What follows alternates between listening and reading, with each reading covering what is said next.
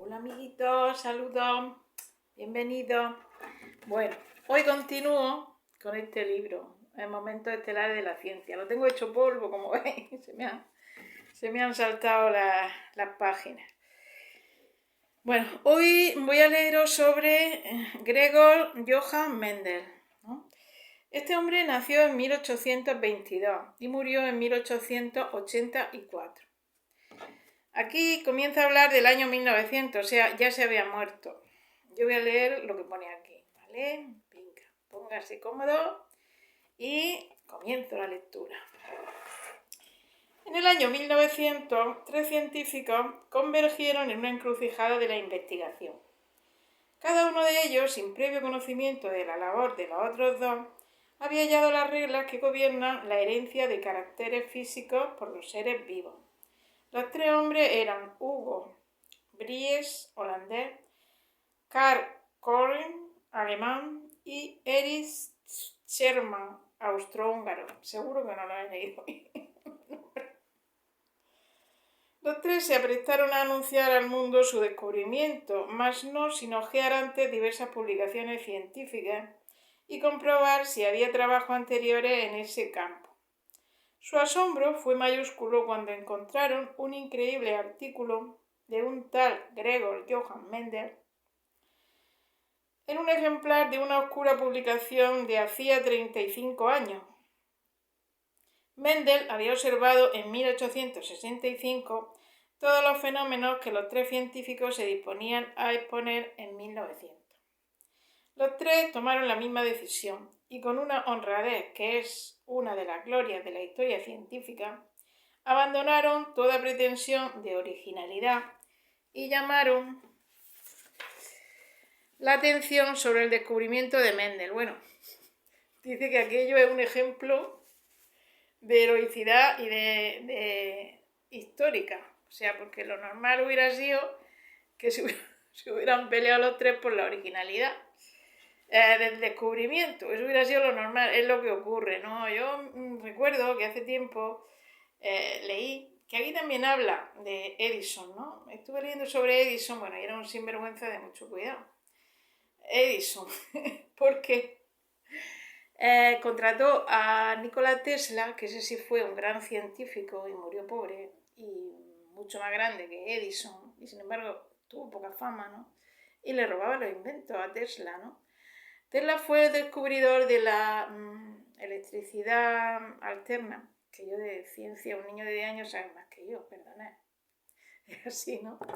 Incluso fue precursor de Internet, hizo grandes descubrimientos. En realidad es uno de los científicos, ahora lo están descubriendo, más grandes que ha existido, ¿no? Nikola Tesla, incluso puede que superara a Einstein, ¿no? Pero murió pobre y no tuvo fama. Bueno, pues este sinvergonzón le robaba a Edison, le robaba los inventos y luego quería que las pruebas que hacía Tesla intentaba que fracasaran también, por medio para él llevarse todos los galones, ¿no? Esto me hace pensar lo que yo hablaba en otro vídeo, de que las personas estamos muy influidas por nuestros instintos. Entonces, yo pienso que lo mismo una persona sin cultura, un bruto, se puede comportar por sus instintos, y eso lo vemos en la práctica, de la misma manera que un genio, que un sabio. Por ejemplo, Edison, ¿cómo se portaba? Bueno, se supone que sería un genio, un gran inventor, pero sin embargo, él lo que quería era la vanidad, el nombre, de la fama, y no dudaba en tirar por tierra a otros. Y todo eso por su instinto de dominación, por su vanidad, como decimos aquí en Murcia, por sacar la panza y llevarse todos los honores, ¿no? O sea que yo pienso que los seres humanos se comportan lo mismo, desde el más genio, el más inteligente, el más culto, al más burro. ¿Por qué? Porque están dominados por su instinto y a la vista está, ¿no? También hay gente sin estudios que son honestos, son sencillos, no son vanidosos. Y aquí estos tres científicos, pues, y lo pone como un ejemplo, como una excepción, porque en realidad lo es, ¿no? Que fueron tan honrados que renunciaron a su invento, claro que eran tres también, se tenían que pelear entre ellos tres, y reconocieron que Mendel anteriormente pues había hecho inventos de ese tipo.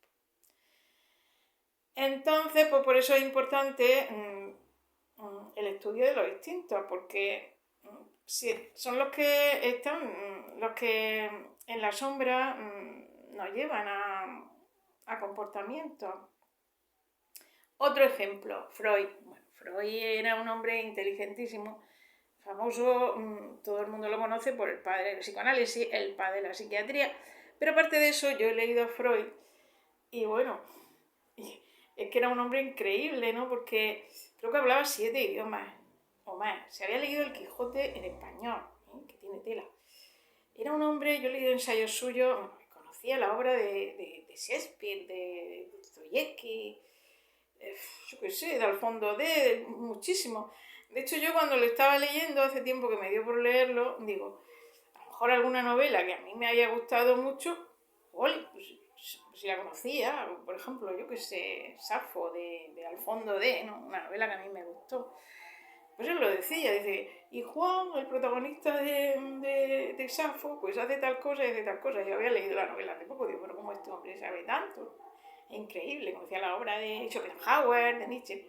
En fin, era un ya más, yo creo que habrá habido pocos hombres, aparte de que tuviera razón o no, tan cultos como Freud, ¿no? Tampoco. Bueno, pues Freud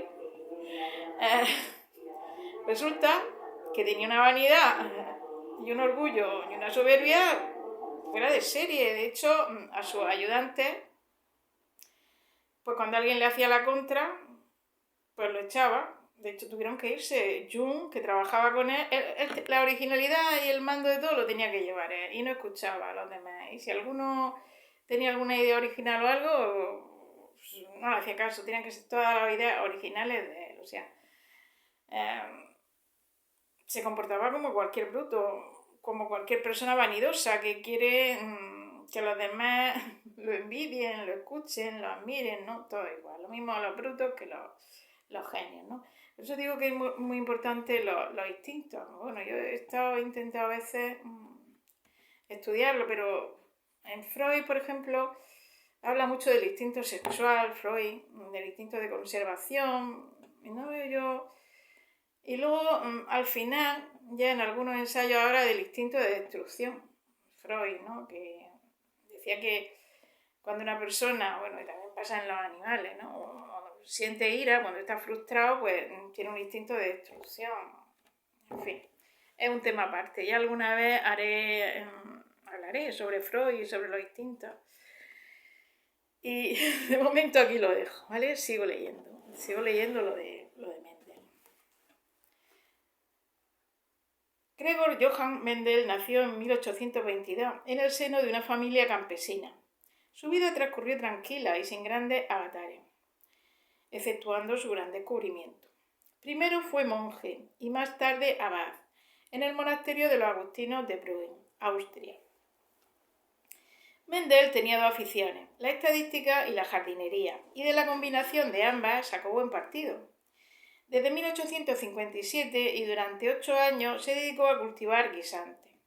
Con sumo cuidado autopolinizó varias plantas, cerciorándose de que las semillas obtenidas heredasen solo las características de uno de los padres. Pacientemente fue recogiendo las semillas producidas por cada planta autopolinizada.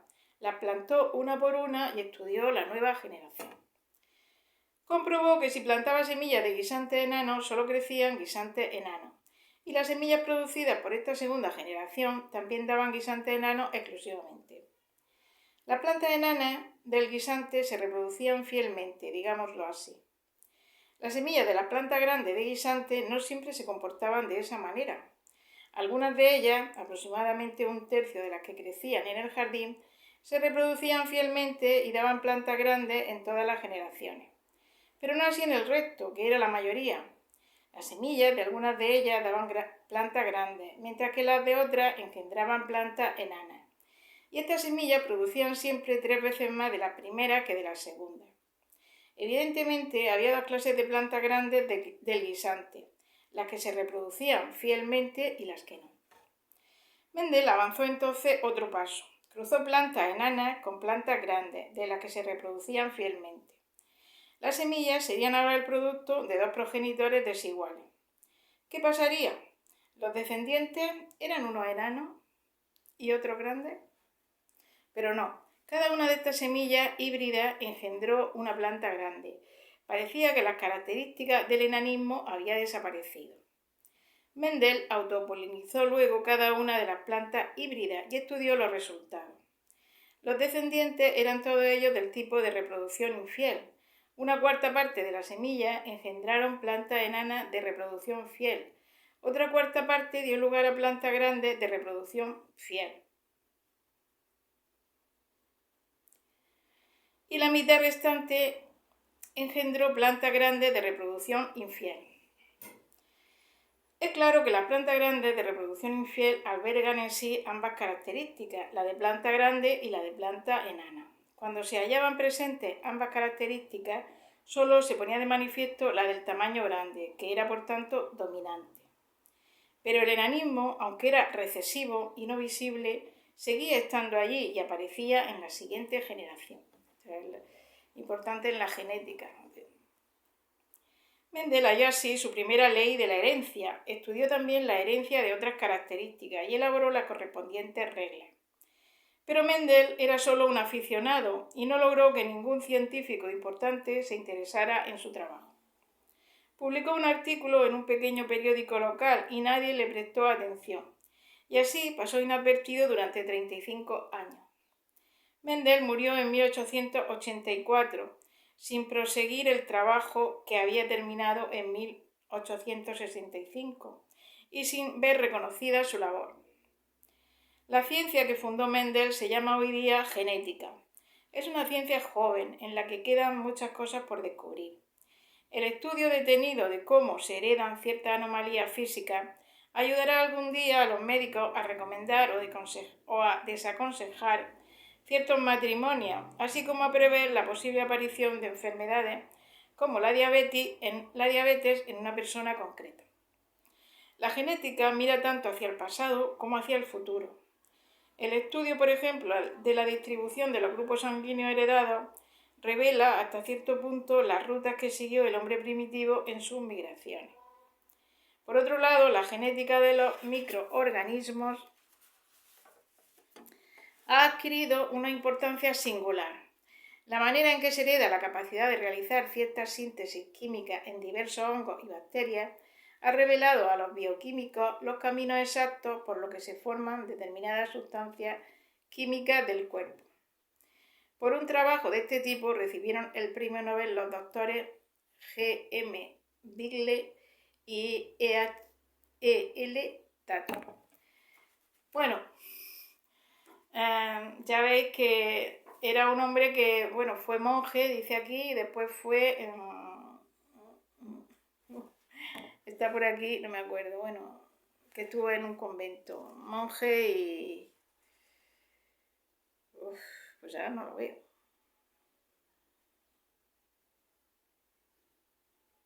Primero fue monje y más tarde abad en el monasterio de agustinos de Brünn, Austria. O sea, era una persona sin estudios, ¿no? Y con sus inventos, pues, consiguió grandes avances en la genética, porque todos estos experimentos que él hizo con los guisantes, pues todo eso se puede aplicar también a las personas, la genética de las personas y a la herencia de las personas. Y nada, ya veis, no se le reconoció su fama. Bueno, este me recuerda un poco, es que no me acuerdo el nombre, Leeuwenhoek, a otro que era el que, una persona también así sin estudios, que era aficionado a los lentes y gracias a sus descubrimientos, que lo